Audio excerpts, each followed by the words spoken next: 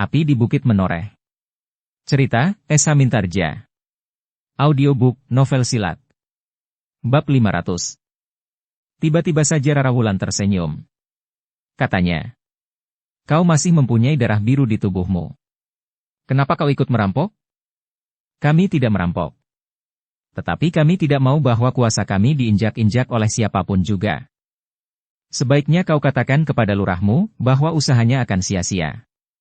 Bukan kalian yang akan menumpas para prajurit, tetapi para prajurit yang akan menumpas kalian. Kau belum menjawab tawaranku. Ikut bersamaku dan hidup berbahagia, tidak kurang sandang pangan. Perhiasan dan apapun yang kau ingini akan aku penuhi." "Benar?" "Benar." "Kau berjanji?" "Aku berjanji." "Aku minta kepala lurahmu. Agaknya kau seorang perempuan gila. Bersiaplah. Aku akan membunuhmu sebagaimana para prajurit." Rara Wulan pun segera bersiap. Sementara itu Raden Wikupana pun berkata, "Setinggi-tinggi ilmumu, kau tidak lebih dari seorang perempuan." Namun ketika Raden Wikupana menyerang, maka ia pun menjadi sangat terkejut. Rara Wulan dengan mudah menghindari serangannya, bahkan dengan tiba-tiba saja perempuan itu melenting. Kakinya dengan derasnya menyambar dada lawannya. Raden Wikupana terdorong beberapa langkah surut. Tetapi ia masih mampu bertahan sehingga tidak jatuh terlentang. Tetapi sentuhan kaki seorang perempuan di dadanya telah membuat wajahnya menjadi merah padam. Rara Wulan sengaja tidak memburunya. Ia sengaja memberi waktu kepada Raden Wikupana untuk mempersiapkan dirinya. "Aku tahu bahwa yang terjadi adalah satu kebetulan karena kau belum bersiap sepenuhnya," berkata Rara Wulan. "Atau kau menganggap bahwa aku tidak akan dapat melakukannya, sehingga kau tidak menduga bahwa hal itu akan terjadi. Ternyata kau telah kerasukan iblis betina. Jangan berkata begitu. Kita berada di pertempuran. Kita akan menunjukkan siapakah yang ilmunya lebih mantap. Kau, salah seorang pemimpin perguruan yang keras itu, atau aku, seorang petugas dapur pada prajurit yang sedang menempuh perjalanan ini. Ternyata kali ini tugasku tidak sekedar menyediakan minuman dan makanan, tetapi berkelahi. Persetan kau, perempuan gila, aku akan melumatkanmu." Rara Wulan tidak menjawab. Tetapi ia pun telah mempersiapkan diri sebaik-baiknya. Ia tahu bahwa orang yang bernama Raden Wikupana itu akan lebih berhati-hati. Bahkan ia akan lebih meningkatkan ilmunya pula. Sebenarnya lah bahwa sejenak kemudian Raden Wikupana itu telah menyerang dengan garangnya. Orang itu benar-benar meningkatkan ilmunya. Ia tidak mau dihinakan seorang perempuan yang nampaknya masih muda itu. Di sisi lain, Sekar Mirah yang bergerak mendekati Ki Lurah Agung Sedayu yang bertempur melawan Srenggasura itu tertegun ketika ia melihat seorang yang bertubuh tinggi dan berwajah bersih termangu-mangu di dekat arena pertempuran antara Srenggasura melawan Agung Sedayu. Nampaknya orang bertubuh tinggi itu sudah bersiap-siap untuk ikut campur dalam pertempuran itu. Ternyata dugaan Sekar Mirah itu benar. Ketika Srenggasura tidak segera dapat menguasai Ki Lurah Agung Sedayu, maka Srenggasura itu pun berteriak, "Sungsang! Kau mempunyai kesempatan untuk ikut menyelesaikan lurah prajurit yang kepanjingan iblis ini. Demikian ia mati, maka yang lain akan segera kita sapu seperti menebas batang ilalang." Orang yang bertubuh tinggi yang disebut Sungsang itu pun melangkah mendekat sambil berkata, "Aku akan membantainya, Ki Lurah." Tetapi langkahnya terhenti. Ia mendengar suara seorang perempuan memanggilnya. "Sungsang!" Sungsang itu berpaling. Dilihatnya seorang perempuan melangkah mendekatinya. "Kaukah yang memanggilku?" "Ya." "Kau tahu namaku?" "Aku mendengar orang yang bertempur melawan Ki Lurah Agung Sedayu itu memanggil namamu." "Kau siapa, dan kau mau apa?" "Aku istri Ki Lurah Agung Sedayu. Namaku Sekar Mirah." "Jadi kau ikut suamimu dalam iring-iringan prajurit Mataram?" "Ya." "Untuk apa kau memanggil aku?" "Kau tidak pantas melibatkan diri dalam pertempuran antara Ki Lurah Agung Sedayu dengan pemimpinmu itu. Biarlah mereka menyelesaikan pertempuran di antara mereka. Kami ingin pertempuran ini cepat selesai. Setelah suamimu itu mati, maka membunuh yang lain tidak akan lebih lama dari memijit buah ranti. Nah, sebaiknya kau minggir saja. Sudah nasib suamimu mati di pertempuran ini." "Sungsang!" Seharusnya kau dan lurahmu itu malu, jika kalian berdua bertempur melawan seorang. Kenapa kau tidak mencari lawan yang lain? Pergilah. Aku tidak mempunyai waktu untuk banyak berbicara sekarang ini. Aku akan mencegahmu. Kau seorang perempuan? Ya. Apakah kau belum pernah mendengar tentang seorang perempuan yang turun ke dalam dunia olah kanuragan? Memang sudah. Tetapi untuk melawan seorang perempuan rasa-rasanya hatiku masih belum sampai. Jangan segan. Jika kau merasa segan melawan seorang perempuan, maka kau akan mati di tangannya.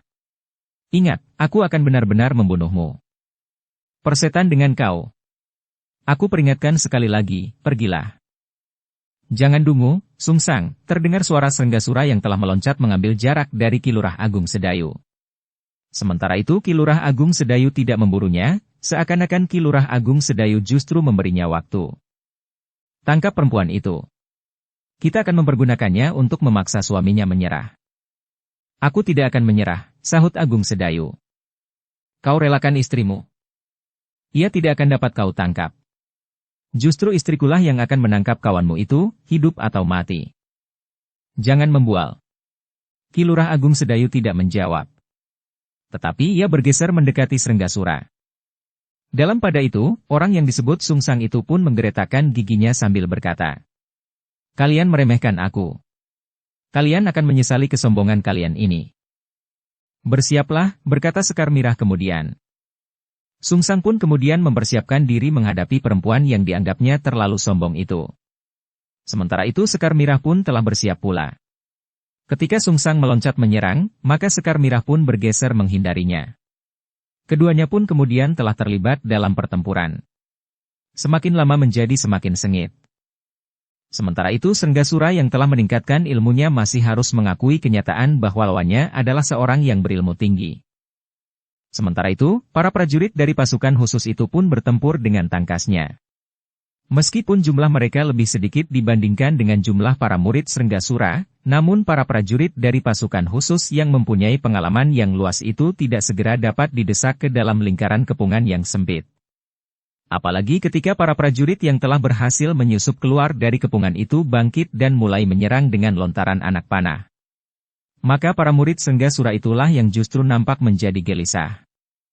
Sebagian dari mereka harus berbalik untuk melawan serangan para prajurit dari pasukan khusus itu. Dengan demikian, maka justru para murid Senggasura itulah yang merasa terhimpit dari dua arah. Mereka harus melawan pasukan yang berada di dalam kepungan. Namun mereka pun harus bertempur melawan para prajurit yang sudah berada di luar kepungan, yang justru menyerang mereka dengan garangnya. Apalagi anak panah yang mereka lontarkan telah berhasil mengurangi kekuatan para murid Senggasura itu. Sementara itu, matahari pun telah memanjat langit. Senggasura pun melihat betapa para prajurit Mataram itu mengamuk seperti banteng yang terluka. Senggasura pun melihat bahwa para pengikutnya yang jumlahnya lebih banyak itu harus mengerahkan kemampuan mereka untuk menghadapi para prajurit itu.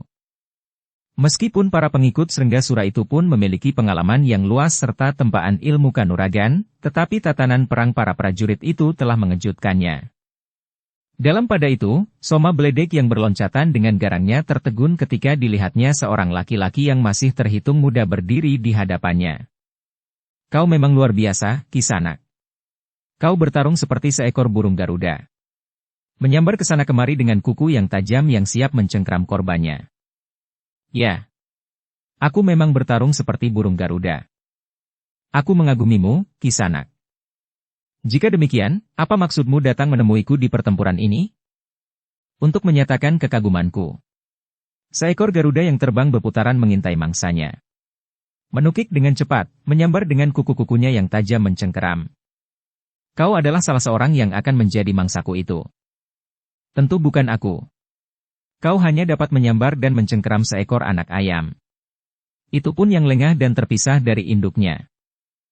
"Persetan. Kau siapa Kisanak?" bertanya Soma Bledek. "Namaku Gelagah Putih." "Kau berbeda dengan para prajurit. Apakah kau bukan prajurit?" "Aku memang bukan prajurit." "Kenapa kau turun medan?" "Aku seorang yang harus memelihara kuda para prajurit yang ikut dalam pasukan ini." Soma Bledek tertawa. Katanya, Jika demikian, pergilah. Aku tidak akan membunuhmu. Aku akan membunuh para prajurit yang dengan sengaja akan menghadapi aku di medan pertempuran ini. Akulah yang akan menghadapimu. Meskipun aku bukan prajurit, tetapi aku berada di lingkungan para prajurit. Karena itu, aku harus siap bertindak sebagai seorang prajurit juga. Dalam keadaan seperti ini, aku tidak akan dapat sekedar mencari perlindungan dari para prajurit. Aku harus berusaha untuk melindungi diriku sendiri. Gelagah Putih. Kau jangan terlalu besar kepala hanya karena kau selalu berada di lingkungan para prajurit. Jika kau tidak mau pergi, maka nyawamu akan menjadi taruhan. Ya. Nyawaku akan menjadi taruhan. Jangan menjadi gila, Gelagah Putih. Jika aku kehabisan kesabaran, aku akan benar-benar membunuhmu. Kau belum mengatakan namamu, Kisanak. Kau tentu sudah mendengarnya. Namaku Soma Bledek. Soma Bledek. Meskipun aku bukan prajurit, tetapi aku tidak akan meninggalkan medan pertempuran ini. Jika aku harus mati di sini, maka aku akan dihormati seperti para prajurit yang gugur di pertempuran. Apa artinya kehormatan bagimu, jika kau tidak dapat menyadari adanya kehormatan itu? Tetapi aku sudah mengetahuinya sebelumnya. Soma Bledek tertawa pula. Katanya, kau dapat berbangga dengan kesetiaanmu. Tetapi sebaiknya kau bersikap wajar saja. Adalah naluri setiap orang yang selalu berusaha untuk menghindar dari kematian. Jika kau tidak melakukannya untuk sekedar dihormati sebagai pahlawan, maka hidupmu benar-benar sia-sia. Kau jangan mencoba mempengaruhi kesetiaanku kepada kewajibanku. Kewajibanmu merebus air dan menanak nasi. Lakukan dengan sebaik-baiknya. Aku adalah bagian dari seluruh rombongan ini. Bagus. Soma Bledek sudah kehabisan kesabaran. Jangan menguji kesabaranku. Aku memang termasuk orang yang kasar dan tidak sabar. Karena itu, jika kau tidak segera mau pergi, aku akan menerkam dan mencekikmu sampai mati. Aku tidak akan pergi. Soma Bledek benar-benar tidak sabar lagi. Dengan serta-merta ia pun meloncat menyerang Gelagah Putih. Kedua tangannya benar-benar terjulur menerkam leher. Tetapi Gelagah Putih sudah siap menghadapinya. Karena itu, ketika Soma Bledek berusaha menggapai lehernya, Gelagah Putih pun merendahkan dirinya. Ia memutar tubuhnya, namun satu kakinya terjulur ke belakang menghantam dada Soma Bledek, sambil bertumpu kepada kedua tangannya. Soma Bledek terkejut. Ia tidak mengira bahwa lawannya dapat bergerak dengan cepat dan demikian tangkasnya. Karena itu, maka Soma Bledek tidak sempat menghindar atau menangkisnya. Kaki Gelagah Putih yang menghentak dadanya, dilambari dengan kekuatan yang besar itu, telah mengguncang tubuh Soma Bledek. Bahkan kemudian melemparkannya beberapa langkah surut. Bahkan kemudian Soma Bledek itu telah terbanting jatuh di tanah. Namun dengan cepat pula Soma Bledek meloncat bangkit. Demikian ia berdiri, maka mulutnya mengumpat-umpat dengan kasar. Sementara itu Gelagah Putih sengaja tidak memburunya dan mempergunakan kesempatan itu untuk menyerangnya lagi. Bocah edan, geram Soma Bledek. Kau benar-benar tidak tahu diri. Kau memanfaatkan kelengahanku dengan licik. Jika kau lengah, siapakah yang bersalah? Kaulah yang menyerang aku. Bukankah jika aku membalas, tidak berarti bahwa aku licik? Jika kau masih belum siap dan tiba-tiba aku menyerang seperti angin prahara, maka kau dapat menyebutku licik. Tetapi jika kau sudah menyerang tetapi kau sendiri belum siap, itu artinya kau sangat dungu. Tutup mulutmu. Jika kau membuka mulutmu lagi, aku sumbat mulutmu dengan tumitku. Menarik sekali, sahut Gelagah Putih. Apa yang menarik? Niatmu menyumbat mulutku dengan tumitmu. Soma Bledek tidak dapat menahan kemarahannya yang telah membakar jantungnya. Karena itu, maka Soma Bledek itu pun segera bergeser mendekat. Tetapi ia tidak mau mengulangi kesalahannya. Karena itu, maka ia pun menjadi lebih berhati-hati. Baru ketika terbuka kesempatan, maka Soma Bledek itu pun meloncat menyerang dengan kakinya yang terjulur lurus mengarah ke dada. Tetapi Gelagah Putih telah bersiap. Dengan sigapnya ia meloncat surut, sehingga kaki Soma Bledek itu tidak menyentuhnya. Namun Soma Bledek tidak melepaskannya. Dengan cepat Soma Bledek itu pun memburunya. Sambil memutar tubuhnya, kakinya terayun dengan derasnya mengarah ke kening. Namun Gelagah Putih sempat merendah, sehingga kaki itu tidak mengenainya. Bahkan Gelagah Putihlah yang kemudian melenting menyerang Soma Bledek. Tangannya terjulur lurus mengarah ke dada. Tetapi Soma Bledek sempat menggeliat, sehingga serangan Gelagah Putih itu tidak mengenainya. Demikianlah, maka keduanya pun segera terlibat dalam pertempuran yang sengit.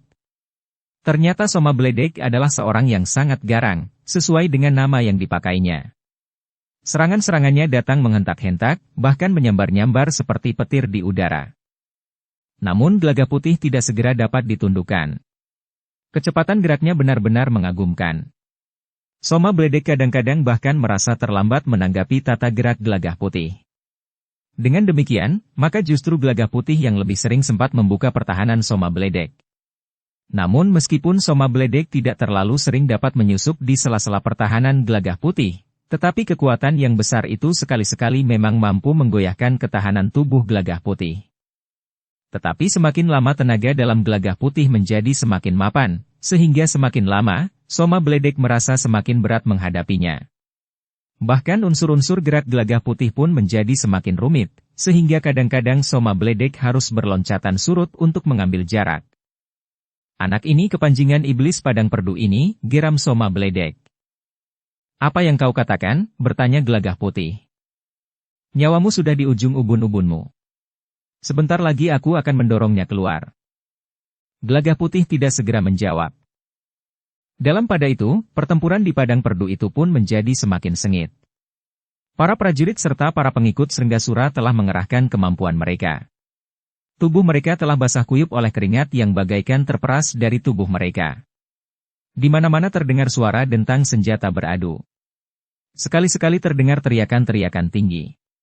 Teriakan kesakitan, tetapi juga teriakan kemarahan serta hentakan kekuatan dan kemampuan. Meskipun jumlah para prajurit Mataram itu lebih sedikit dari para pengikut Srenggasura, tetapi ternyata para prajurit itu memiliki beberapa kelebihan. Kesetiaan mereka kepada tugas mereka, latihan-latihan yang keras, serta pengalaman yang luas. Dengan demikian, maka meskipun jumlah mereka masih lebih sedikit dari para murid di perguruan yang dipimpin oleh Ki Srenggasura, namun para prajurit itu tidak terhimpit oleh kekuatan lawannya. Bahkan para prajurit yang berada di luar kepungan telah mampu mengacaukan kepungan itu sendiri. Beberapa ruas dari kepungan itu telah koyak, sehingga para prajurit Mataram itu dapat menyusup keluar atau masuk kepungan yang tidak rapat itu. Srenggasura yang melihat keadaan para muridnya itu pun menjadi gelisah. Tetapi ia tidak segera dapat menguasai lawannya, Ki Lurah Agung Sedayu. Sementara itu Srenggasura tidak dapat lagi mengajak Sungsang untuk segera mengakhiri perlawanan Ki Lurah, karena Sungsang telah mendapat lawannya sendiri. Karena itu, maka Srenggasura pun tidak dapat mengharapkan siapa-siapa selain dengan meningkatkan ilmunya. Dengan demikian maka Srenggasura yang ingin segera menyelesaikan pertempuran melawan Ki Lurah itu pun benar-benar telah mengerahkan segala kekuatan dan ilmunya. Sementara itu Sungsang telah bertempur pula melawan Sekar Mirah. Sungsang sama sekali tidak menduga bahwa perempuan itu ternyata mampu mengimbangi ilmunya yang ditingkatkannya semakin tinggi. Ilmu apa pula yang dimiliki perempuan ini, berkata Sungsang di dalam hatinya. Karena itu, untuk mempercepat usahanya mengakhiri perlawanan Sekar Mirah, maka Sungsang pun kemudian telah menarik pedangnya, meskipun ada semacam pertentangan di dalam hatinya. Sebenarnya ia merasa segan mempergunakan senjata untuk melawan hanya seorang perempuan. Namun ia tidak dapat ingkar dari kenyataan, bahwa tanpa senjata ia tidak segera dapat mengakhiri pertempuran itu. Ilmu perempuan yang mengaku istri Ki Lurah itu masih saja mampu mengimbangi ilmunya, meskipun sudah meningkat sampai ke puncak. Karena itu, maka sejenak kemudian pedang di tangannya telah berputar seperti baling-baling. Sekar Mirah meloncat surut. Ia melihat Sungsang benar-benar menguasai ilmu pedang. Karena itu maka Sekar Mirah tidak mau membiarkan tubuhnya dilukai senjata lawannya. Ketika Sungsang mulai menyerangnya, maka Sekar Mirah pun telah menarik tongkat baja putihnya dari selongsong kulitnya yang tergantung di pinggangnya. Sungsang terkejut melihat tongkat baja putih itu. Ia mengira bahwa di dalam selongsong kulit itu berisi sebuah golok, atau luk atau bindi. Namun ternyata tongkat baja putih dengan hiasan sebuah tengkorak kecil yang berwarna kekuning-kuningan. Sungsang pernah mendengar bahwa senjata semacam itu adalah senjata pertanda kepemimpinan di sebuah perguruan yang besar, namun yang sudah beberapa lamanya tertidur. Kini perguruan itu mulai menggeliat kembali untuk bangun. Sekar Mirah melihat bahwa Sungsang tertarik kepada tongkat baja putihnya. Karena itu, maka Sekar Mirah itu pun justru bertanya. Kau tertarik kepada tongkat baja putih ini? Senjata apa pula yang kau bawa itu? Bertanya Sungsang. Kau pernah melihat senjata seperti ini? Apakah kau dari perguruan Kedung Jati? Sebagaimana kau lihat, aku membawa tongkat pertanda kepemimpinan perguruan Kedung Jati. Apa hubungan perguruan Kedung Jati dengan prajurit Mataram ini? Tidak ada. Tetapi aku adalah istri prajurit Mataram. Jika demikian, maka kau harus dibunuh, agar kau tidak dapat berbicara dengan saudara-saudara seperguruanmu. Dengan Kisah Balintang, maksudmu? Kau kenal Kisah Balintang? Persetan dengan Sabalintang. Ia bukan seorang yang ilmunya pantas dikagumi. Kelebihan Sabalintang satu-satunya adalah kepandaiannya membujuk orang-orang berilmu tinggi untuk berpihak kepadanya. Tetapi Ki Srenggasura tidak dapat dibujuknya. Sekarang, aku yang memiliki pertanda kepemimpinan perguruan Kedung Jati ada di sini. Persetan kau.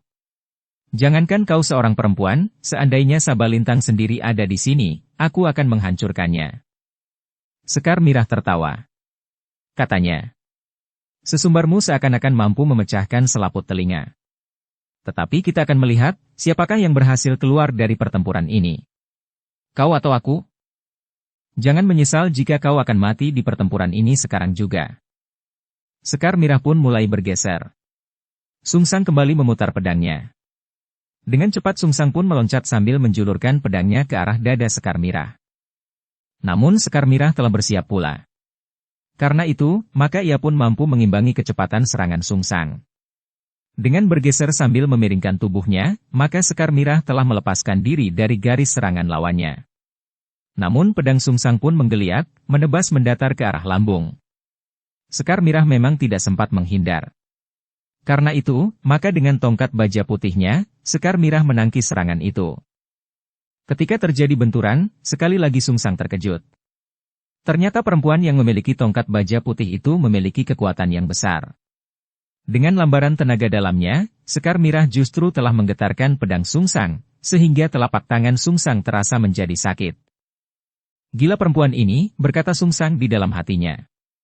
Dari mana ia mendapatkan kekuatan sebesar itu? Ternyata perguruan Kedung Jati benar-benar perguruan yang pantas dibanggakan.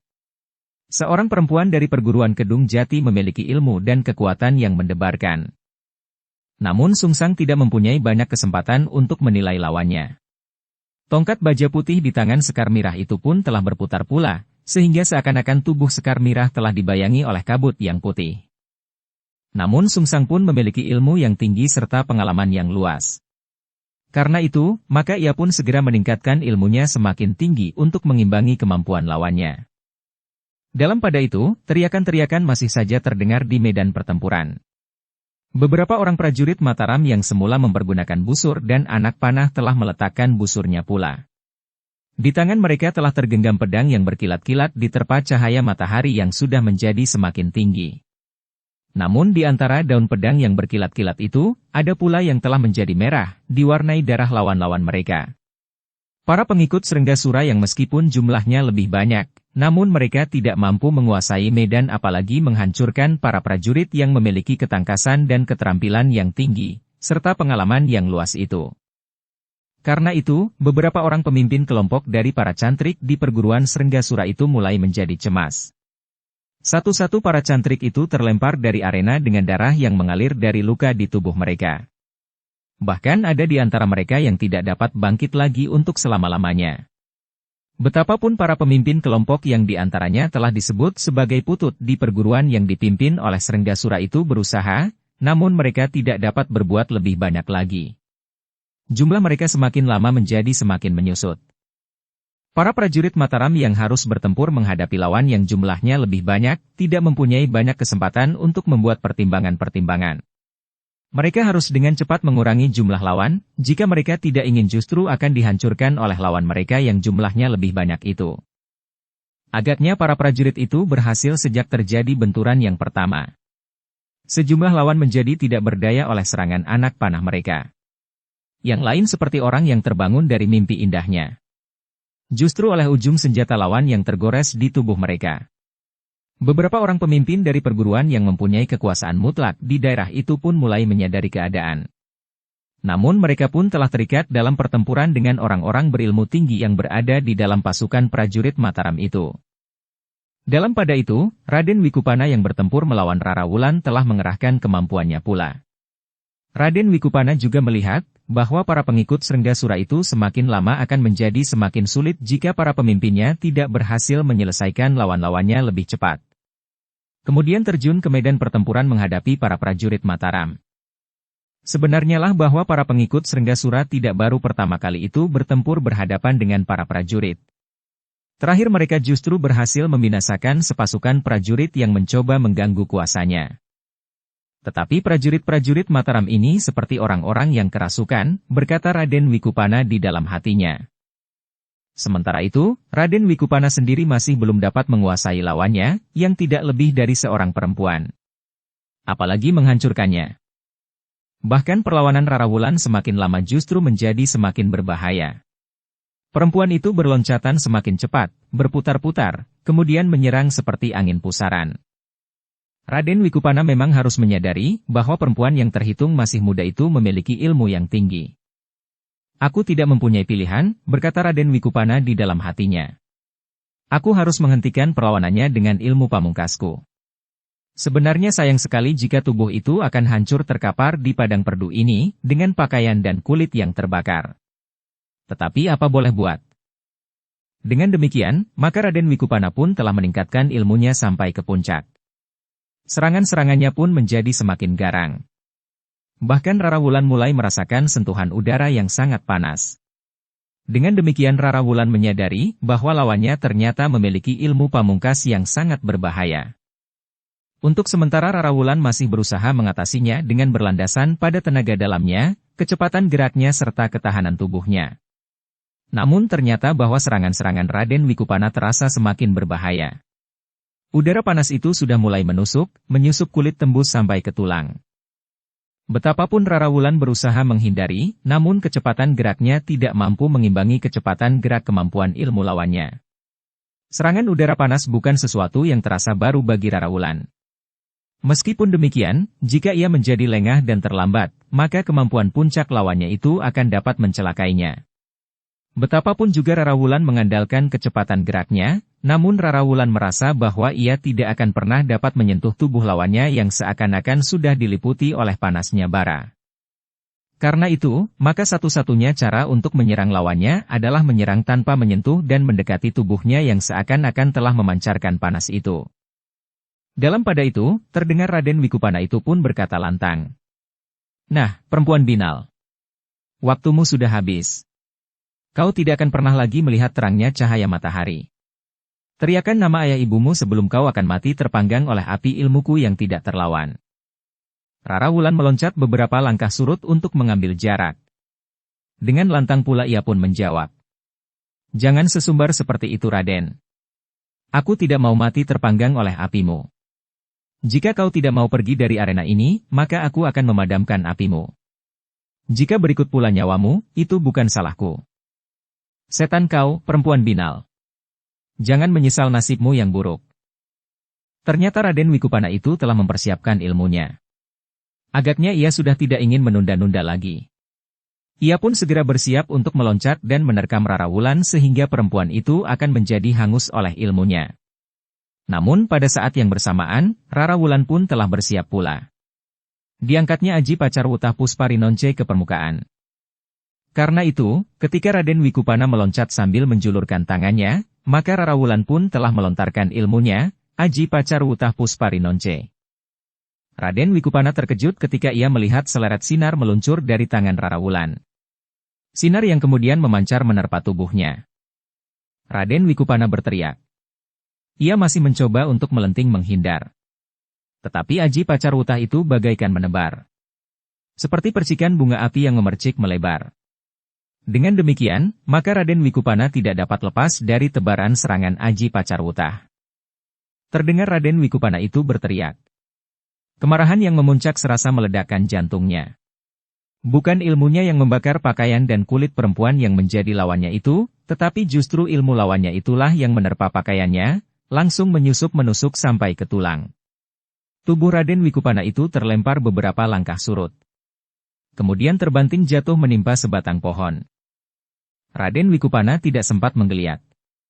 Serangan ilmu yang dilontarkan oleh perempuan yang menjadi lawannya itu serasa telah meremas isi dadanya.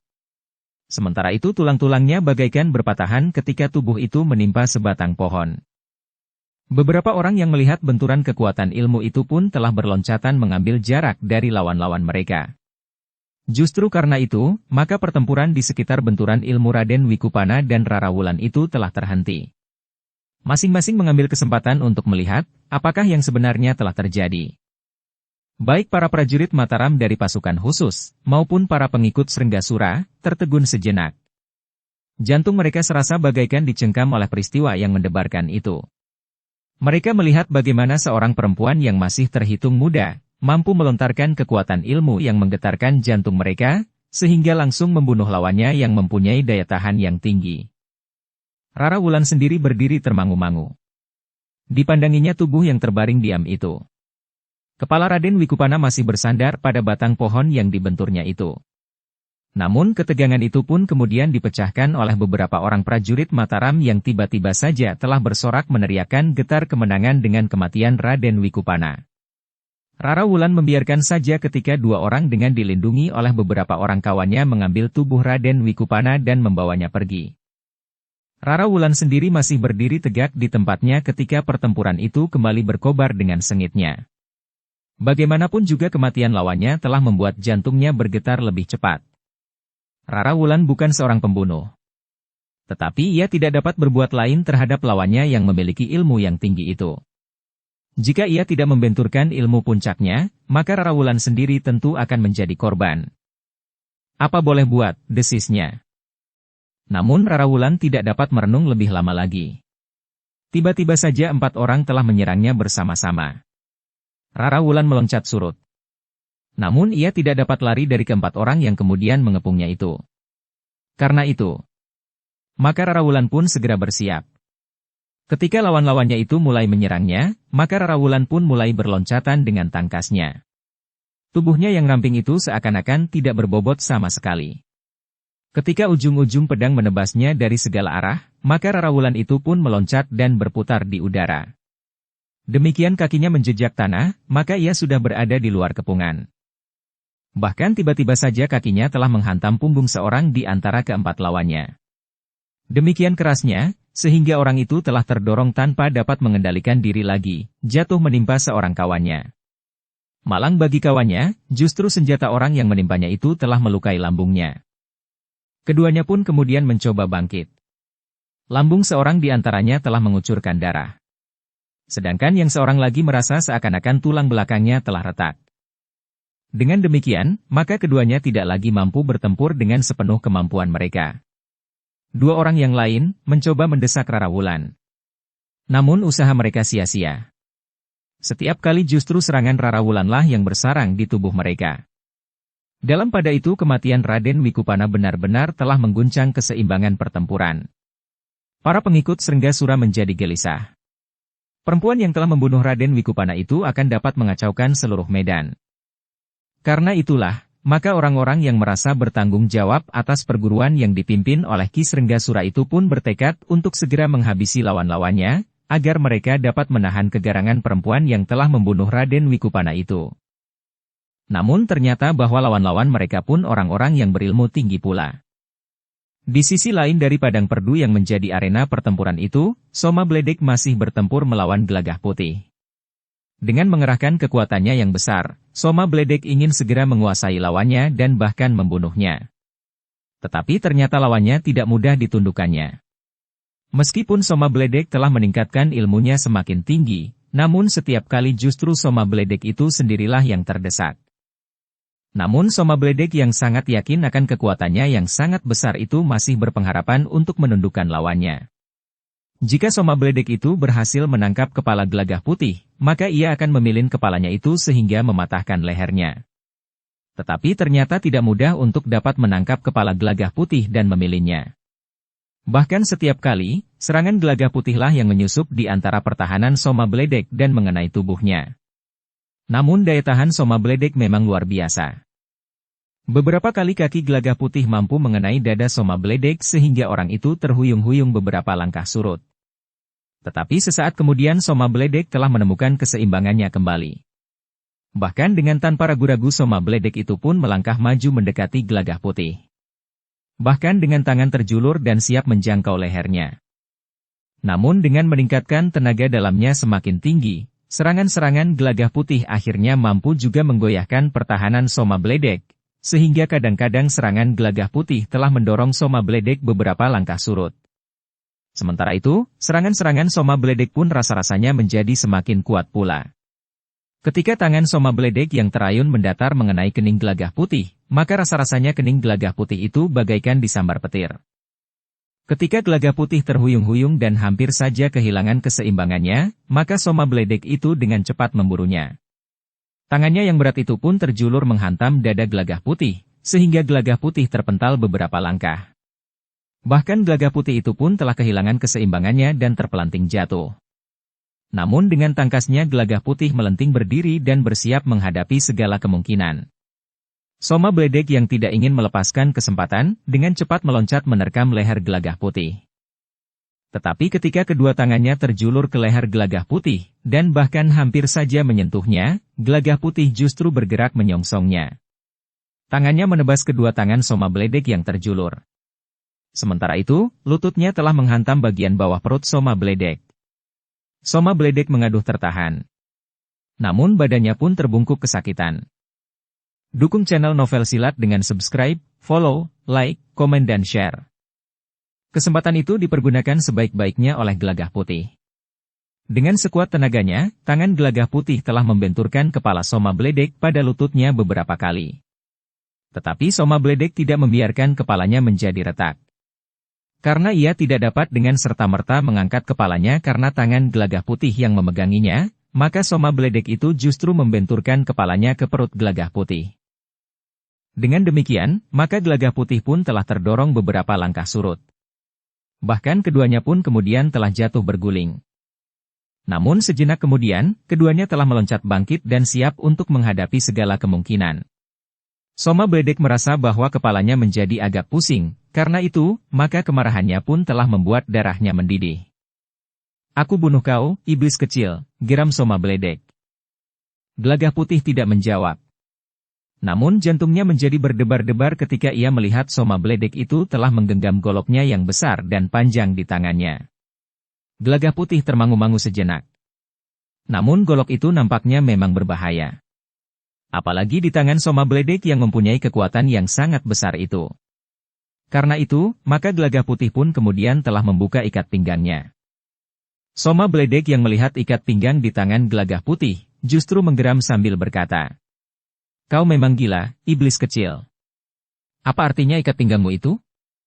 Atau kau sengaja menyinggung perasaan dan memancing agar aku tidak dapat mengendalikan kemarahanku, sehingga akalku menjadi buram?" "Semuanya tidak," jawab Gelagah Putih. "Tetapi dengan ikat pinggangku ini, aku ingin menghentikan perlawananmu. Kau jangan bermimpi, iblis kecil. Bersiaplah untuk mati. Aku akan memegang kepalamu dan melemparkannya ke hutan di sebelah agar menjadi makanan binatang buas." Gelagah Putih tidak menjawab lagi. Tetapi ia sudah siap untuk bertempur kembali. Sejenak kemudian, Soma Bledek pun telah memutar goloknya. Selangkah-selangkah ia pun bergeser mendekati Gelagah Putih yang telah bersiap menunggunya. Sejenak kemudian, maka Soma Bledek pun telah mengangkat goloknya yang besar dan panjang itu. Dengan sekuat tenaganya ia mengayunkan goloknya itu ke arah leher Gelagah Putih. Gelagah Putih memang tidak menghindar. Ia yakin bahwa ikat pinggangnya itu adalah ikat pinggang yang tidak ada duanya. Karena itu, ketika golok Soma Bledek yang besar itu dengan derasnya terayun, maka Gelagah Putih pun telah mengayunkan ikat pinggangnya pula membentur golok Soma Bledek. Dengan lambaran tenaga dalamnya yang tinggi, maka kekuatan Gelagah Putih pun telah menjadi berlipat. Kemampuan tenaga dalamnya pula lah yang menjadikan ikat pinggangnya menjadi sekeras baja. Dalam benturan yang terjadi, Gelagah Putih tergetar selangkah surut. Telapak tangannya menjadi terasa pedih.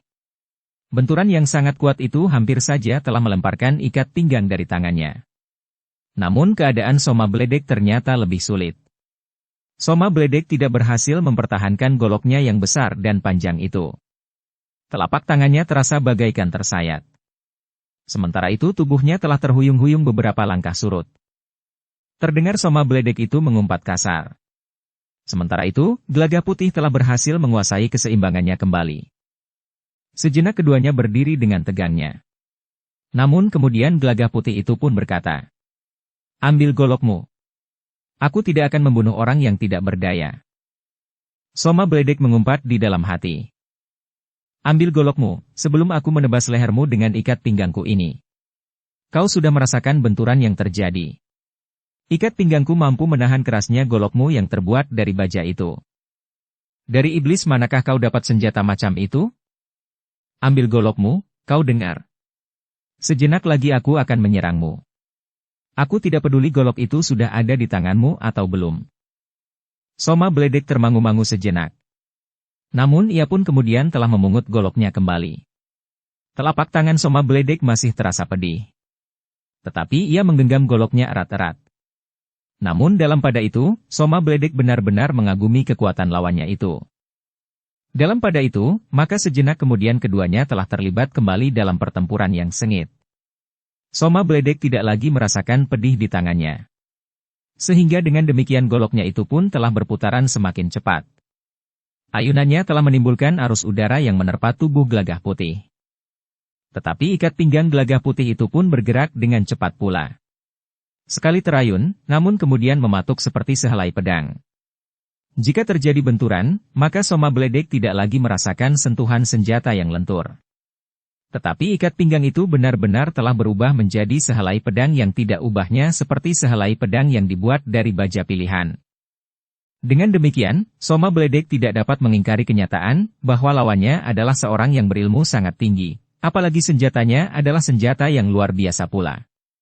Pertempuran pun menjadi semakin sengit. Namun Soma Bledek tidak lagi memiliki banyak peluang. Serangan-serangannya tidak banyak berarti bagi lawannya. Meskipun demikian, Soma Bledek masih berpengharapan. Meskipun Soma Bledek lebih banyak bertahan, namun ia berharap bahwa tenaga Gelagah Putih akan segera menyusut setelah mengerahkan kemampuannya. Tetapi harapan Soma Bledek itu sia-sia. Tenaga Gelagah Putih tidak segera menyusut. Setelah bertempur beberapa lama, tenaganya masih saja terasa tidak berubah. Benturan-benturan yang terjadi masih saja menggetarkan golok Soma Bledek. Bahkan ketika keringat bagaikan terperas dari tubuh Soma Bledek, tenaga Gelagah Putih rasa-rasanya masih utuh sebagaimana saat mereka mulai bertempur. Bahkan rasa-rasanya ujung ikat pinggang Gelagah Putih menjadi semakin dekat dengan kulitnya. Ketika ujung ikat pinggang itu benar-benar menyentuh lambungnya, maka bukan saja pakaiannya yang terkoyak, tetapi kulitnya pun telah terluka pula. Soma Bledek meloncat surut sambil berteriak nyaring. Kemarahannya terasa bagaikan meledakkan jantungnya. Dengan sekuat tenaga ia menghentakkan kekuatannya. Diayunkannya goloknya dengan menumpahkan segenap tenaganya yang tersisa, menebas ke arah lambung Gelagah Putih. Jika saja ia berhasil, maka lambung Gelagah Putih itu tentu akan terkoyak, sehingga isi perutnya akan tertumpah keluar. Tetapi bersamaan dengan itu, Gelagah Putih pun telah mengerahkan tenaganya pula membentur golok Soma Bledek dengan ikat pinggangnya. Benturan yang sangat keras telah terjadi. Namun segera terulang kembali, bahwa Soma Bledek tidak mampu mempertahankan goloknya. Golok itu terlepas dari tangannya dan terlempar beberapa langkah daripadanya. Sekali lagi telapak tangannya terasa bagaikan terkelupas kulitnya. Ketika Soma Bledek meloncat surut, Gelagah Putih telah memburunya. Ujung ikat pinggangnya telah menggores di dada Soma Bledek yang sudah tidak bersenjata, sehingga dadanya telah terluka menyilang. Luka itu memang tidak begitu dalam. Namun dari luka telah mengalir pula darah sebagaimana luka di lambungnya. Tetapi Gelagah Putih tidak menyelesaikan lawannya, meskipun mungkin sekali dilakukannya. Ketika Soma Bledek berdiri dengan pasrah menunggu senjata aneh itu menebas lehernya, Gelagah Putih telah menghentikan serangannya. "Apakah kau menyerah?" bertanya Gelagah Putih.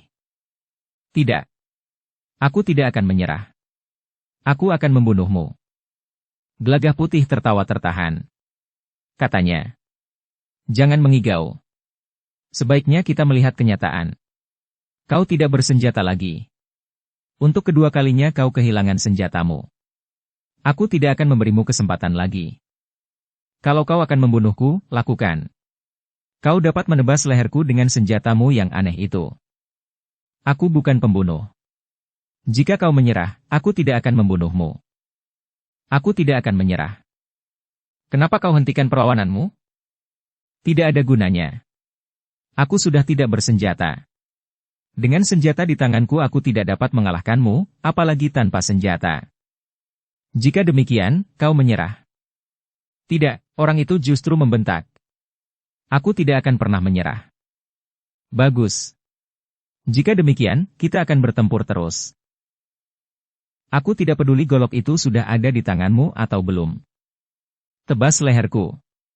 Kematian tidak lagi membuat aku menyesal. Ketika aku terjun ke duniaku, aku sudah membayangkan bahwa pada suatu saat aku akan bertemu dengan orang yang perkasa seperti kau. Bahkan dengan senjatamu yang aneh. Karena itu, aku tidak akan lari dari ujung senjatamu itu. Bersiaplah, berkata Gelagah Putih. Soma Bledek tidak menjawab tetapi ia berdiri tegak dengan tatapan mata yang tajam ke arah senjata Gelagah Putih. Gelagah Putih memang menggerakkan tangannya, mengangkat ikat pinggangnya. Kemudian ikat pinggang itu terayun deras sekali mengenai bahu Soma Bledek. Soma Bledek memejamkan matanya. Ia sudah benar-benar pasrah untuk mati. Tetapi tiba-tiba saja ia berteriak. Sakit dan marah berbaur di jantungnya. Ikat pinggang Gelagah Putih tidak menebas lehernya sehingga kepalanya terpisah dari tubuhnya. Tetapi yang mengenai bahunya itu tidak lebih dari ikat pinggang kulit yang liat. Hentakan ikat pinggang itu telah menyakitinya. Bahkan bajunya telah terkoyak dan bahkan kulit di bahunya telah terkelupas. Pedih yang tajam sekali telah menyengat bahunya itu. Kau gila, anak iblis. Kenapa kau tidak membunuhku? Aku tidak akan membunuh orang yang sudah tidak berdaya. Tetapi aku tidak akan menyerah. Terserah kepadamu. Aku akan memukulimu sampai seluruh kulitmu terkelupas. Wajah Soma Bledek menjadi merah padam. Tidak ada niatnya sama sekali untuk menyerah, kemudian digiring ke Mataram dengan tangan terikat bersama pasukan Mataram itu. Karena itu, maka dalam keadaan yang parah itu, tiba-tiba saja Soma Bledek menjadi seperti gila. Tenaganya yang sudah menyusut itu tiba-tiba bagaikan meledak. Bahkan lebih besar dari tenaganya yang semula. Tanpa menghiraukan ayunan ikat pinggang Gelagah Putih, maka Soma Bledek itu meloncat menyerang sejadi-jadinya. Seperti pahara menghantam tebing. Tangan dan kakinya terayun-ayun mengerikan. Kemudian meloncat maju dengan tangan terjulur lurus ke depan. Gelagah Putih terkejut. Ia tidak mengira bahwa tiba-tiba saja Soma Bledek menjadi seperti orang yang kehilangan akal warasnya. Sehingga Gelagah Putih justru terdesak beberapa langkah surut. Tangan Soma Bledek yang terjulur lurus, sempat mengenai pundak Gelagah Putih. Gelagah Putih itu pun berdesah tertahan. Tetapi ia tidak dapat membiarkan dirinya menjadi sasaran kegilaan Soma Bledek. Karena itu, ketika Soma Bledek meloncat menerkamnya, maka Gelagah Putih telah mengayunkan ikat pinggangnya.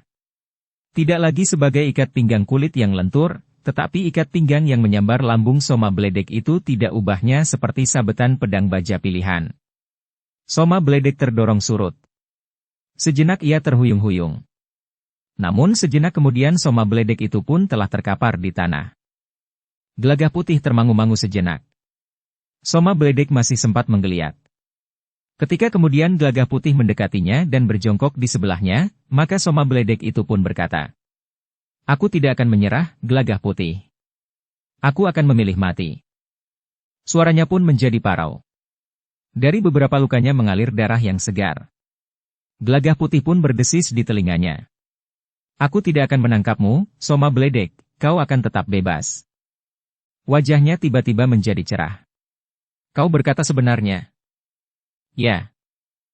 Soma Bledek tertawa. Namun kemudian suara tertawanya pun terhenti. Soma Bledek itu pun menghembuskan nafasnya yang terakhir. Gelagah Putih termangu-mangu sejenak. Tidak ada seorang pun pengikut Senggasura yang menyerangnya. Ketika ia mengedarkan pandangannya, maka pertempuran masih terjadi di tempat-tempat yang terpisah. Tetapi rasa-rasanya telah menjauhinya. Para pengikut Senggasura tidak lagi menguasai medan. Jumlahnya pun sudah menjadi semakin menyusut. Gelagah Putih itu pun kemudian telah bangkit berdiri. Ketika ia melangkah meninggalkan tubuh Soma Bledek, ia melihat Rara Wulan berjalan mendekatinya. Mereka menjadi semakin terdesak, berkata Rara Wulan. Gelagah Putih menarik nafas panjang. Katanya, kita lihat bagaimana dengan Kakang Agung Sedayu dan Bokayu Sekar Mirah. Mereka pun kemudian telah bergerak mengitari sebuah gerumbul perdu. Mereka pun kemudian melihat Sekar Mirah menunggui dua orang prajurit yang sedang mengikat seseorang dengan tali ijuk yang kuat. Dengan serta-merta Gelagah Putih dan Rara Wulan pun berlari mendekatinya. Siapakah orang itu, Bokayu? Namanya Sungsang, jawab Sekar Mirah. Orang itu menyerah. Ia tidak mau menyerah. Tetapi aku telah membuatnya tidak berdaya, sehingga dua orang prajurit membantuku mengikat mereka. Agaknya para prajurit itu akan membawanya ke Mataram. Bunuh aku, teriak Sungsang. Aku tidak mau menjadi tawanan kalian. Para prajurit itu tidak menjawab. Namun setelah mereka mengikatnya erat-erat, maka mereka pun telah mengusung Sungsang itu ke pedati. Selain perempuan, hanya kau yang boleh naik pedati, berkata prajurit yang mengikatnya itu. Persetan. Bunuh aku.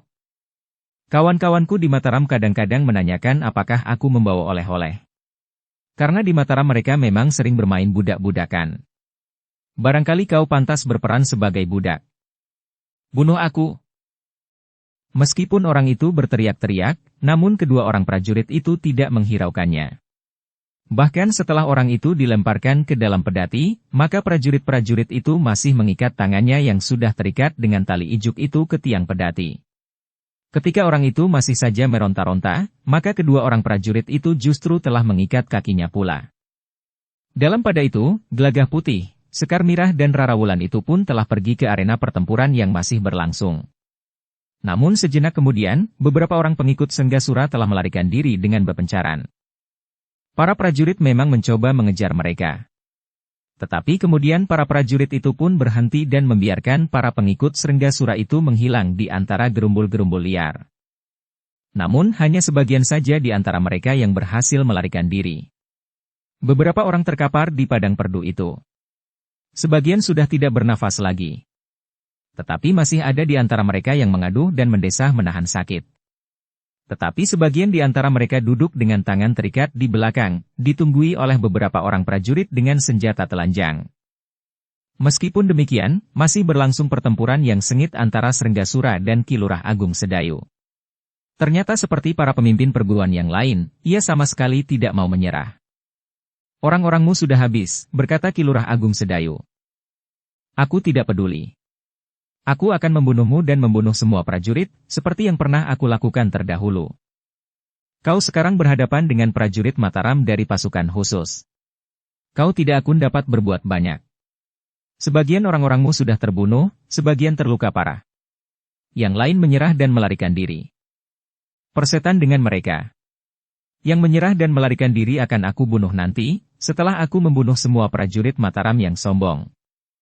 Kau tidak akan dapat berbuat apa-apa. Kau lihat, kau telah dikepung oleh prajurit Mataram, sementara itu kau hanya sendiri. Apa yang dapat kau lakukan? Kau tidak boleh kehilangan akal dan menjadi gila karena kekalahanmu ini. Tutup mulutmu. Kau terlalu banyak bicara. Aku peringatkan kau sekali lagi. Menyerahlah. Tetapi Senggasura justru menyerang Agung Sedayu semakin garang. Dikerahkannya ilmunya sehingga Senggasura itu menjadi semakin berbahaya. Ki Lurah Agung Sedayu memang menjadi semakin berhati-hati.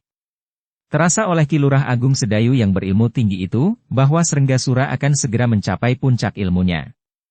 Sekar Mirah, Gelagah Putih dan Rara Wulan telah berdiri di pinggir arena pertempuran.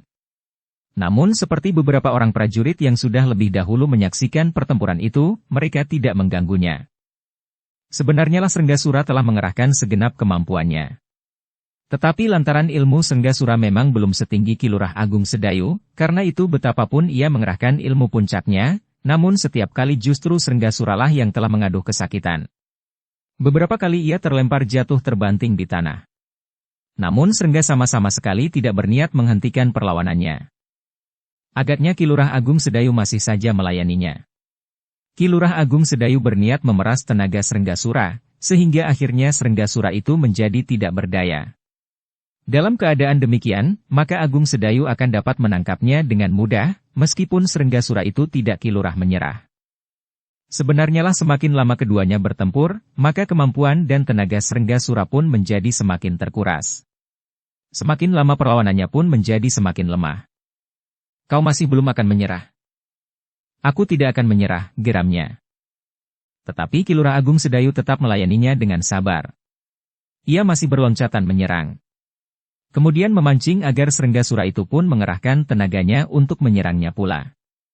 Namun pada saat-saat tenaga Srenggasura sudah sampai pada batasnya, tiba-tiba saja Srenggasura itu pun berkata, "Persetan dengan kau dan prajurit-prajuritmu. Aku tidak akan menyerah. Tetapi aku pun tidak mau mati sendiri." Tiba-tiba saja Srenggasura yang sudah hampir kehabisan tenaga itu telah menaburkan pasar-pasar lembut ke arah tubuh Kilurah Agung Sedayu. Kilurah Agung Sedayu terkejut. Dengan cepat ia menghindar. Namun pasar-pasar yang kecil-kecil sekali itu menebar sehingga beberapa di antaranya berhasil mengenai kulit Kilurah Agung Sedayu. Kilurah Agung Sedayu meloncat surut. Dicabutinya tiba buah pasar-pasar kecil yang mengenai tangan dan jari-jarinya. Tiba-tiba saja terdengar Srenggasura itu tertawa berkepanjangan. Di sela-sela suara tertawanya itu ia berkata, "Aku memang akan mati. Tetapi kau pun akan mati. Pasar-pasarku itu mengandung racun yang sangat tajam. Jangankan 3 buah pasarku yang mengenai tubuhmu.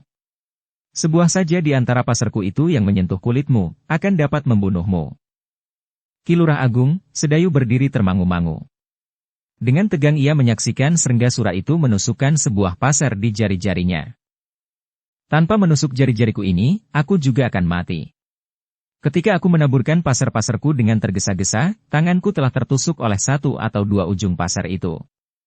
Tetapi aku ingin meyakinkanmu bahwa kita akan mati bersama-sama."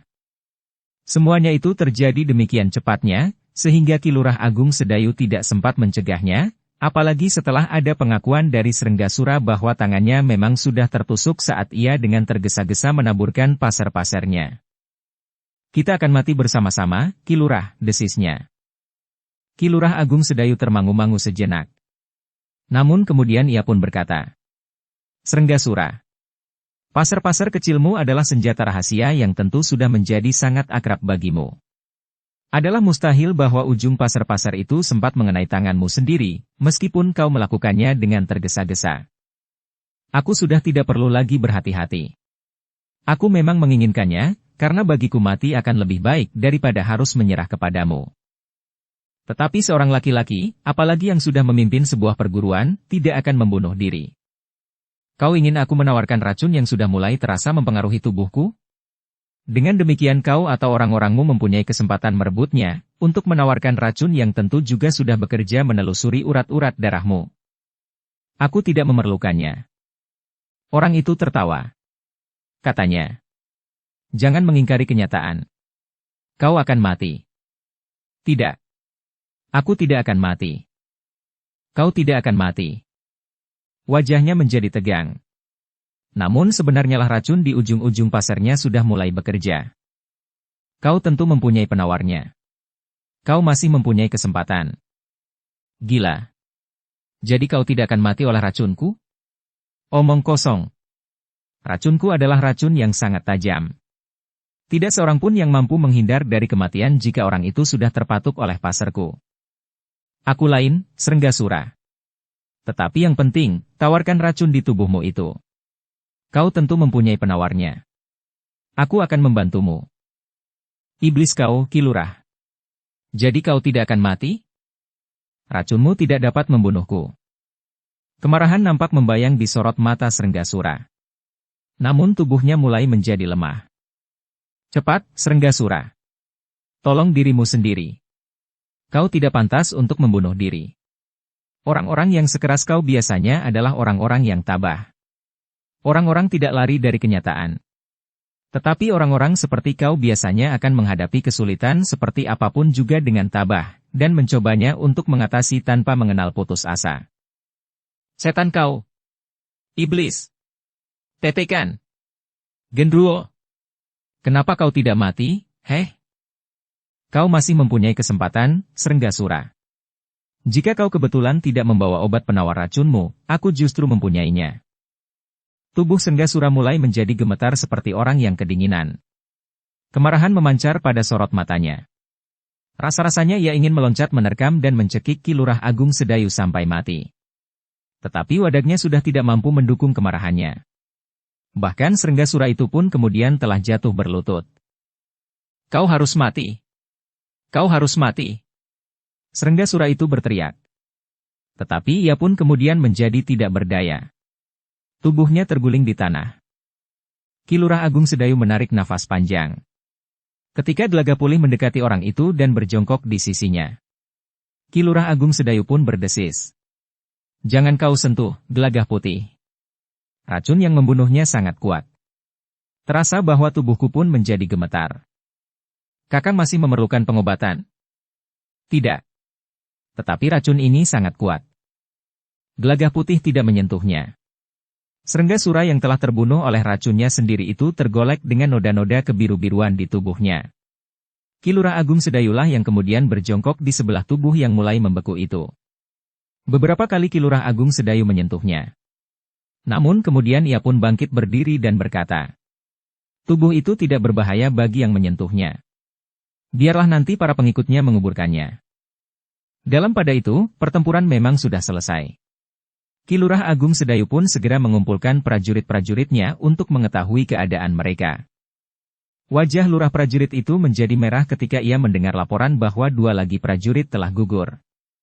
Gigi Ki Lurah Agung Sedayu gemeretak menahan gejolak di dadanya. Namun kemudian Agung Sedayu pun harus menerima kenyataan itu. 4 orang terluka parah, sedangkan yang lain hanya tergores tipis di tubuh mereka. Kita berbenah diri, perintah Ki Lurah Agung Sedayu kepada para prajuritnya. Kita tidak dapat membawa 2 orang kawan kita menempuh perjalanan ke Mataram. Kita akan membawa mereka ke padukuhan terdekat, dan memakamkannya di sana. Agar pada suatu saat jika keluarganya ingin mengunjungi makamnya, kita tidak kesulitan menunjukkannya. Bagaimana dengan para pengikut Senggasura yang terbunuh? Ki Lurah, bertanya seorang prajurit. Biarlah para tawanan itu menguburnya. Kita dapat berbicara dengan mereka, apakah kawan-kawannya yang terbunuh itu akan dikubur di sini atau di tempat lain. Seorang pemimpin kelompok pun kemudian telah berbicara dengan para tawanan itu tentang para cantrik yang terbunuh. Namun seorang tawanan yang sudah separuh baya berkata kepada pemimpin kelompok itu. Kisanak, izinkan aku melihat para korban, apakah anakku ada di antara mereka, atau ia sempat melarikan diri. Pemimpin kelompok itu termangu-mangu sejenak. Namun kemudian ia pun berkata, carilah. Biarlah 2 orang prajurit menyertaimu. Tetapi jika kau berbuat macam-macam, kau akan dibunuh langsung di tempat. Biarlah aku bersama Kisanak saja, agar aku tidak tergoda untuk berbuat macam-macam. Pemimpin kelompok itu menjawab. Tetapi kita belum memutuskan, apakah kalian akan mengubur kawan-kawan kalian di sini atau di tempat lain. Misalnya di padepokanmu. Kami tidak perlu membawa mereka kemana-mana, Kisanak. Biarlah kami menguburkannya di sini. Tetapi beri kesempatan kami memberikan pertanda pada kuburan-kuburan itu. Tentu kami tidak berkeberatan. Tetapi biarlah aku mencari anakku. Sementara kawan-kawanku yang lain sudah dapat mulai mengubur kawan-kawannya. Tetapi kita tidak mempunyai peralatan sama sekali. Bagaimana kita dapat menggali lubang untuk menguburkan kawan-kawan kita? Berkata seorang yang lain. Nanti aku akan membicarakannya, berkata seorang pengikut Senggasura yang akan mencari anaknya itu. Lalu katanya kepada pemimpin kelompok itu. Apakah kita dapat mencarinya sekarang? Pemimpin kelompok dan seorang prajurit mengikuti orang yang mengaku mencari anaknya itu, dengan senjata telanjang dekat di punggungnya. Jika kau mulai membuat kami curiga, maka punggungmu akan aku lubangi dengan tombak pendeku ini, berkata prajurit yang menyertai pemimpin kelompok itu. Namun baru beberapa langkah, orang yang separuh baya itu pun berkata, Kisanak, beritahukan kepada lurahmu, sebaiknya kalian segera meninggalkan tempat ini. Kenapa? Guru Senggasura kebetulan sedang ada di padepokan. Jika ia tahu bahwa Senggasura mati di sini, maka ia tentu akan datang kemari. Apa maunya? Ia tentu akan membalas dendam. Apalagi Sungsang ada di tangan kalian. Sungsang termasuk salah seorang muridnya yang mendapat banyak perhatiannya, di samping Srenggasura. Apa yang kira-kira akan dilakukannya di sini?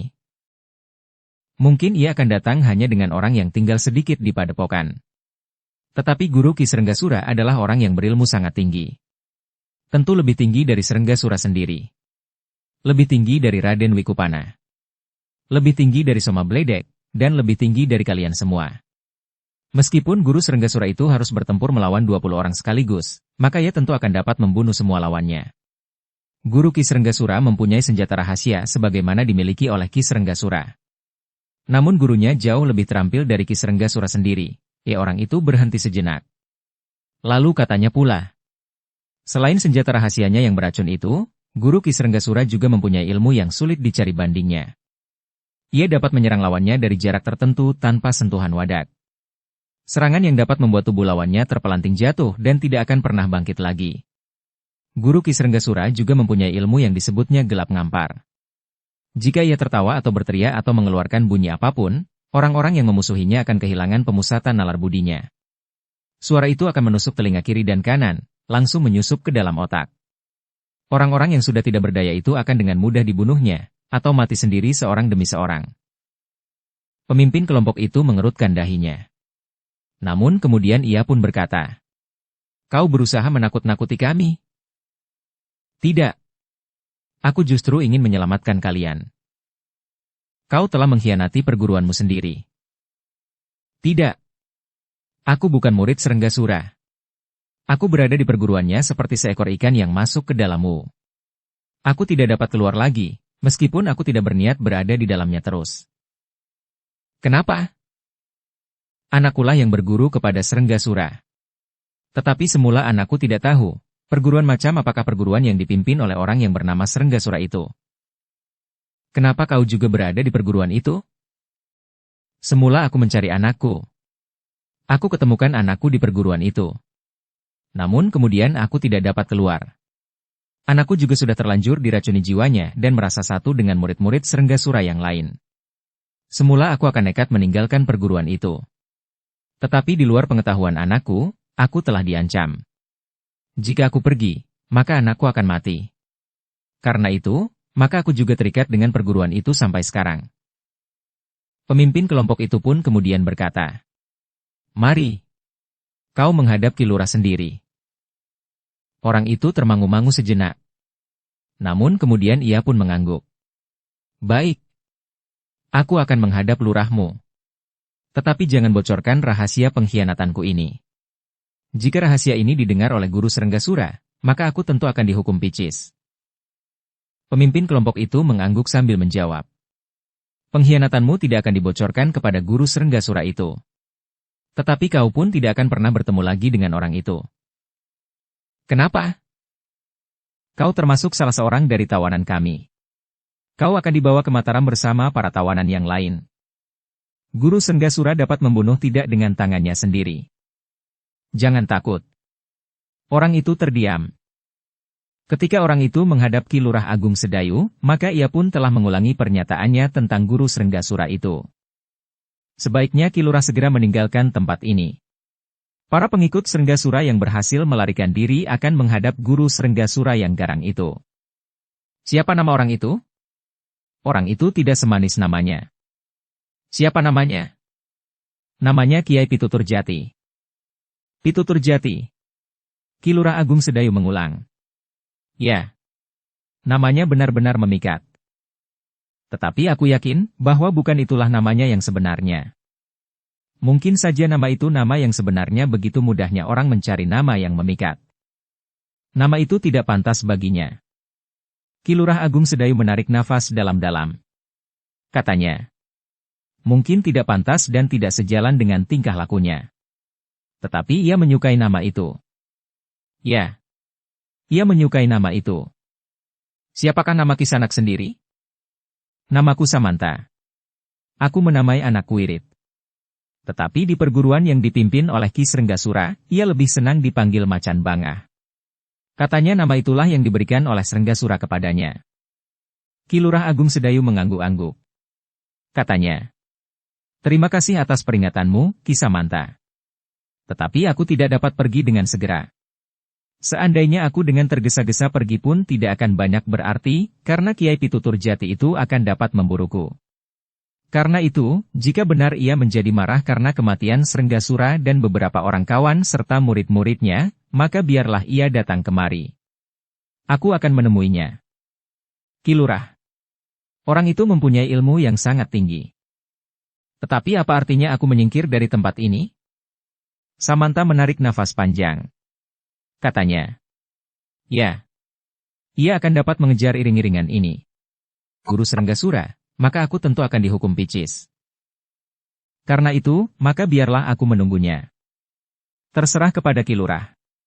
Tetapi aku tidak akan dapat menyaksikan apa yang akan terjadi jika Kiai Pitutur Jati itu benar-benar datang kemari. Pasukanku masih utuh, Samanta. Memang ada juga prajurit yang gugur. Tetapi pada dasarnya kekuatanku tidak menyusut karenanya. Karena itu, jika orang itu datang, biarlah kami menyongsongnya dengan kekuatan. Samanta mengangguk-angguk.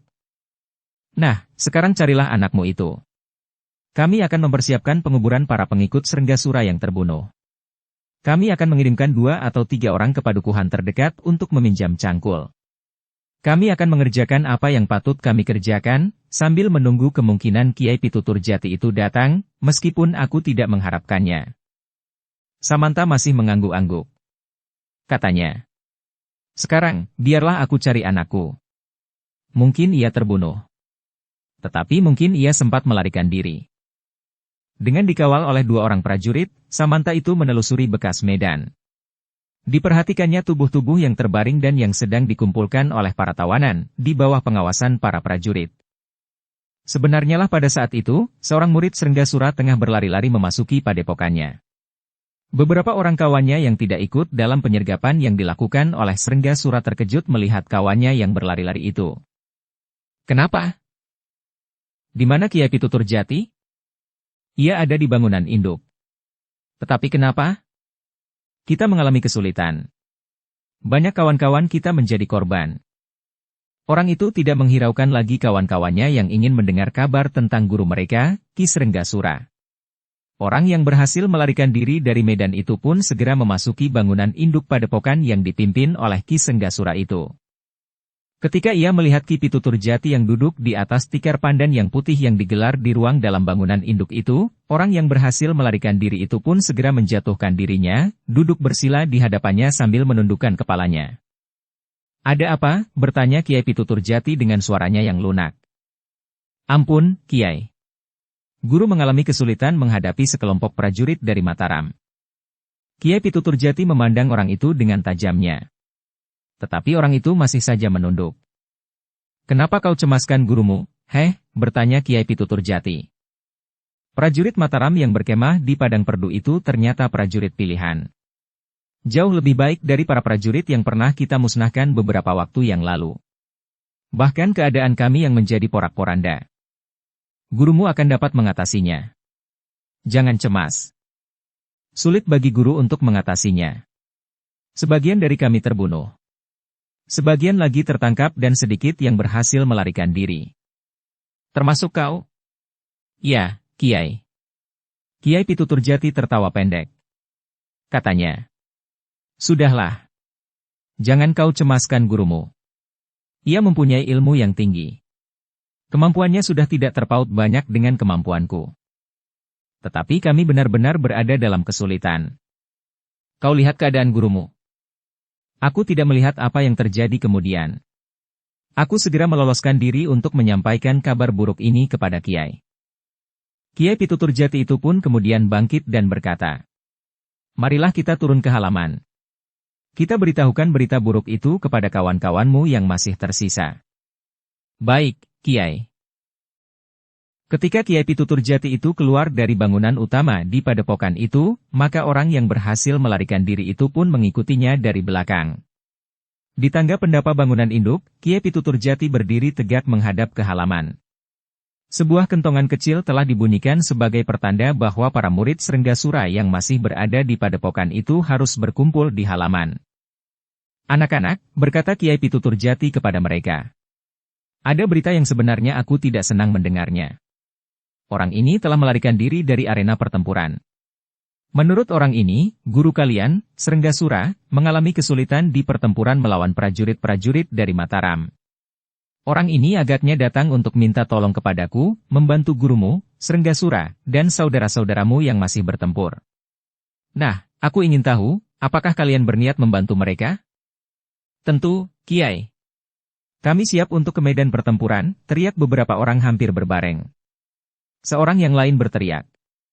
Kami pernah membantai serombongan prajurit di padepokan kita ini. Nah, kalian akan menyusul mereka. Aku sedang malas untuk pergi dari padepokan. Aku ingin tidur. Baik, Kiai. Seorang yang tertua di antara kalian akan memimpin kalian. Tetapi, Kiai, berkata orang yang sempat melarikan diri itu. Keadaan kita sudah terlalu parah. Jika beberapa orang ini memasuki medan, maka yang akan terjadi hanyalah menambah korban saja. Kiai Pitutur Jati itu termangu-mangu sejenak. Namun kemudian ia pun berkata, "Nah, kau dengar. Orang yang melarikan diri dari medan pertempuran ini telah meremehkan guru kalian dan saudara-saudara seperguruan kalian. Maaf, Kiai. Aku sama sekali tidak ingin meremehkan mereka.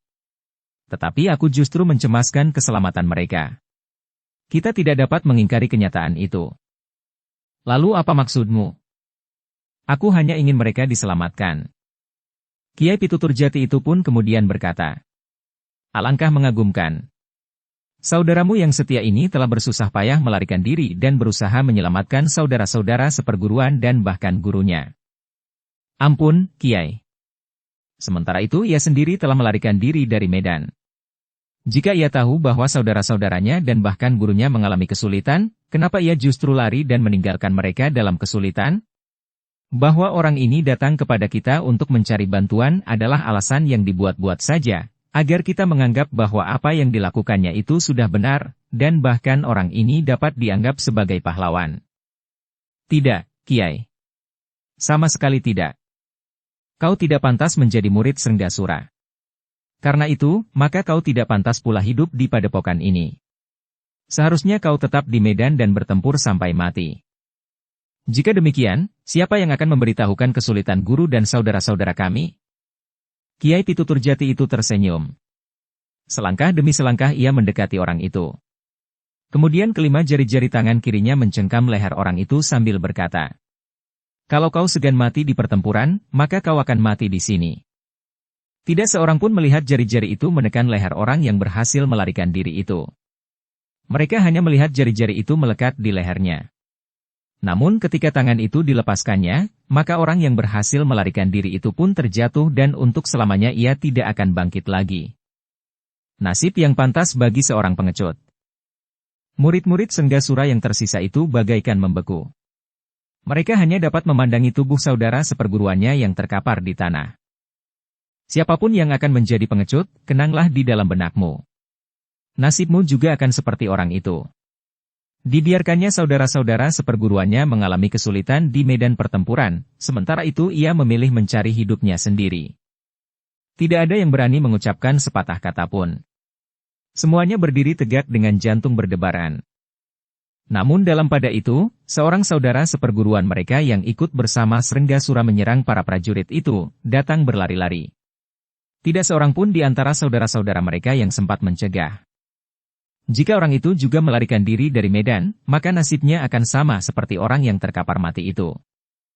"Kiai," berkata orang itu dengan nafas terengah-engah. Ia sempat memandangi saudara-saudara seperguruannya yang ditinggal untuk menunggui padepokan mereka. Namun langkahnya tertegun melihat seorang di antara saudara seperguruannya itu terbaring di tanah. "Ada apa?" bertanya Kiai Pitutur Jati dengan nada suara yang lunak. "Kenapa kau berlari-lari hingga nafasmu terengah-engah?" "Kiai." "Guru, Kiai." "Kenapa dengan gurumu?" "Guru terbunuh di pertempuran melawan para prajurit Mataram di Padang Perdu." "Hei!" Kiai Pitutur Jati itu pun terkejut. Wajahnya menjadi merah. Katanya, "Coba ulangi." "Guru terbunuh, Kiai." "Guru dibunuh oleh lurah prajurit Mataram." "Bagaimana dengan kau?" Orang itu termangu-mangu sejenak. Namun kemudian katanya, "Aku bertempur tidak terlalu jauh dari guru. Tetapi aku tidak dapat berbuat banyak. Guru terbunuh. Sungsang tertangkap. Sungsang tertangkap hidup? Ya, Kiai. Orang itu pun pantas mati. Kenapa kau tidak mati bersama gurumu? Setelah guru terbunuh, aku merasa bahwa sia-sialah jika aku bertempur terus. Aku merasa akan lebih berarti jika aku memberitahukan kabar ini kepada Kiai. Setan orang-orang Mataram. Mari, tunjukkan kepadaku, di mana Srenggasura terbunuh. Aku akan membunuh orang-orang Mataram itu. Aku juga akan membunuh Sungsang. Marilah, Kiai. Kiai Pituturjati itu pun kemudian berkata kepada murid-murid Srenggasura. Yang mau ikut bersamaku, ikutlah. Tetapi siapa yang sudah terlanjur turun ke medan, tidak akan pernah melarikan diri atau menyerah. Yang tidak mau menanggung akibat itu, jangan pergi. Tinggallah di padepokan, menunggui milik kita yang sangat berharga ini. Ternyata semua orang berniat ikut serta. Namun Kiai Pituturjati itu pun kemudian berkata, 5 orang terakhir harus tinggal di sini. 5 orang terakhir pun terpaksa tinggal di padepokan. Namun sebenarnya lah mereka merasa bersyukur bahwa mereka tidak harus pergi untuk mati. Jika guru mereka Srenggasura saja terbunuh di peperangan, apalagi mereka. Tetapi mereka masih mempunyai harapan. Kiai Pituturjati adalah orang yang tidak terkalahkan. Ia memiliki beberapa jenis ilmu yang sulit dicari tandingnya. Rasa-rasanya ingin juga melihat Kiai Pituturjati membakar para prajurit Mataram itu dengan ilmunya. Atau membuat mereka gila dengan ilmu gelap ngamparnya. Atau dengan ilmu yang lain, berkata seorang di antara mereka yang tinggal. Tetapi musuh terlalu banyak. Jika prajurit Mataram itu mampu menghancurkan pasukan yang dipimpin oleh guru bersama beberapa orang berilmu tinggi, maka pasukan yang kecil ini tentu tidak akan banyak berarti, sahut yang lain. Kau meremehkan Kiai Pituturjati? Tidak, tentu tidak. Kiai Pituturjati akan mampu membunuh semuanya. Ya. Dalam pada itu, Kiai Pituturjati dengan beberapa orang murid Srenggasura dengan cepat bergerak menuju ke padang perdu. Sementara itu, para prajurit Mataram sedang mengamati dan bahkan ikut membantu para tawanan menguburkan kawan-kawan mereka yang terbunuh di antara pepohonan yang besar, yang akan dapat menjadi pertanda bagi kuburan itu. Di bagian lain dari padang perdu itu, prajurit Mataram berjaga-jaga mengawasi keadaan. Mereka mendapat perintah untuk berjaga-jaga jika orang yang bernama Kiai Pituturjati itu datang untuk menuntut balas kematian muridnya, Srenggasura. Di sepanjang jalan, ternyata Kiai Pituturjati masih juga bertemu dengan beberapa orang murid Srenggasura yang terbunuh itu. Tetapi Kiai Pituturjati tidak membunuh mereka. Tetapi mereka diperintahkannya untuk mengikutinya kembali ke padang perdu. Ternyata para murid Srenggasura itu menjadi lebih mantap untuk pergi bersama Kiai Pituturjati. Para murid Srenggasura itu yakin bahwa Kiai Pituturjati akan dapat menumpas para prajurit Mataram karena ilmunya yang sangat tinggi. Di padepokan, Kiai Pituturjati pernah mempertunjukkan kepada mereka kemampuannya. Bahkan Kiai Pituturjati dapat menyerang lawan mereka tanpa sentuhan wadak. Bahkan dengan suara tertawa atau teriakan. Dan berbagai macam kemampuan yang lain. Dalam pada itu, para prajurit yang bertugas berjaga-jaga untuk mengamati keadaan, telah melihat dari kejauhan sekelompok orang yang dengan tergesa-gesa mendatanginya. Tidak sebanyak pasukan yang dipimpin langsung oleh Srenggasura. Namun di paling depan, mereka melihat seorang yang berjalan bagaikan tidak menyentuh tanah. Sedangkan yang lain, kadang-kadang harus berlari-lari agar tidak tertinggal terlalu jauh oleh orang yang berjalan di paling depan itu. Dengan demikian, maka para prajurit itu pun segera menemui Ki Lurah Agung Sedayu untuk memberikan laporan tentang kehadiran sekelompok orang yang tidak dikenal. Yang mungkin seorang di antara mereka adalah Kiai Pituturjati. Aku akan menemuinya, berkata Ki Lurah Agung Sedayu. Hati-hati, Ki Lurah. Menurut keterangan, orang itu berilmu sangat tinggi. Aku tidak mempunyai pilihan lain. Aku akan pergi bersama Kakang, berkata Gelagah Putih. Kita berada di medan perang, bukan dalam arena perang tanding. Ki Lurah Agung Sedayu termangu-mangu sejenak. Sementara itu, Sekar Mirah dan Rara Wulan pun telah berdiri di sebelahnya. Sambil mengangguk-angguk Ki Lurah Agung Sedayu pun berkata, "Baiklah. Tetapi kita akan melihat keadaan. Jika orang itu menantang perang tanding, maka yang akan terjadi adalah perang tanding. Kewajiban kalian adalah menjadi saksi serta menghindarkan kemungkinan seseorang berbuat curang. Namun dengan demikian, kita pun tidak akan berbuat curang pula. Gelagah Putih termangu-mangu sejenak. Namun ia tidak sempat menemukan gagasan-gagasan lain, karena Ki Lurah Agung Sedayu pun segera melangkah menyongsong orang yang datang bersama beberapa orang itu. Tetapi Ki Lurah itu masih sempat memberikan perintah kepada sekelompok prajuritnya. Jaga para tawanan dengan baik. Teliti ikatan mereka. Jangan terjadi kawan-kawan mereka sempat melepaskan mereka. Dalam keadaan seperti ini kalian harus bersikap sebagai seorang prajurit sejati. Baik, Ki Lurah. Namun tiba-tiba saja seorang di antara para tawanan itu berkata, seandainya kami tidak diikat pun kami tidak akan melarikan diri. Jika kami harus kembali ke Padepokan, maka kami akan mengalami penderitaan yang lebih berat daripada kami menjadi tawanan di Mataram. Ki Lurah Agung Sedayu memandang orang itu sejenak. Namun kemudian ia pun meninggalkannya, untuk menyongsong sekelompok orang yang mendatangi padang perdu itu. Yang berjalan di paling depan adalah Kiai Pitutur Jati. Meskipun beberapa lembar rambutnya yang terjulur keluar dari ikat kepalanya sudah nampak putih, tetapi ia masih tetap seorang laki-laki yang berperawakan tinggi, tegap dan tegar. Dari matanya yang cekung memancar kepercayaan dirinya yang besar. Ketika ia melihat beberapa orang prajurit menyongsongnya, maka Kiai Pitutur Jati itu pun berhenti. Aku akan berbicara dengan pemimpin prajurit dan Mataram. Aku tidak mau berbicara dengan siapapun juga kecuali pemimpinnya, berkata Kiai Pitutur Jati. Nampaknya sikap itu sangat menjengkelkan bagi Gelagah Putih. Karena itu, sebelum Ki Lurah Agung Sedayu menjawab maka Gelagah Putih itu pun menyahut. Kau tidak dapat memerintah kami. Aku bukan pemimpin prajurit Mataram. Bahkan aku bukan prajurit. Tetapi akulah yang akan berbicara denganmu. Kau siapa, dan namamu siapa? Jika kau tidak mau berbicara dengan aku, maka pergi sajalah. Wajah Kiai Pitutur Jati menjadi merah. Ia merasa seorang yang tidak terlawan. Karena itu, sikap Gelagah Putih itu tidak dapat diampuninya. Tetapi Gelagah Putih yang meskipun masih terhitung muda tetapi sudah kaya dengan pengalaman itu menyadari bahwa orang itu akan menjadi sangat marah. Apalagi Gelagah Putih sudah menduga bahwa orang itulah yang disebut Kiai Pitutur Jati. Sehingga dengan demikian Gelagah Putih pun telah bersiap menghadapi segala kemungkinan. Karena itu, ketika orang itu mengangkat tangan kanannya dan bergerak demikian cepatnya melemparkan sebuah pasir beracun, Gelagah Putih mampu mengimbangi kecepatannya itu. Pasir beracun itu meluncur melampaui kecepatan anak panah yang lepas dari busurnya. Tetapi sama sekali tidak menyentuh tubuh Gelagah Putih, yang sedikit bergeser sambil memiringkan tubuhnya itu.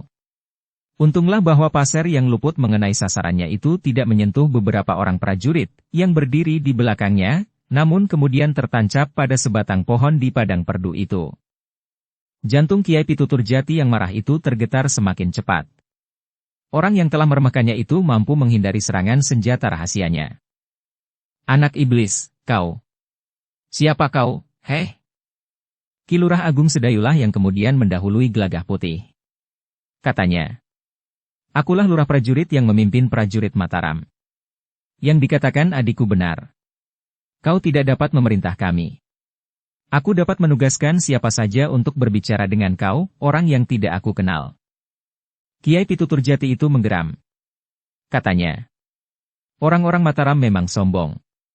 Mereka mengira bahwa dunia itu begitu sempit, sehingga tidak ada orang yang melebihi kelebihan selain orang Mataram.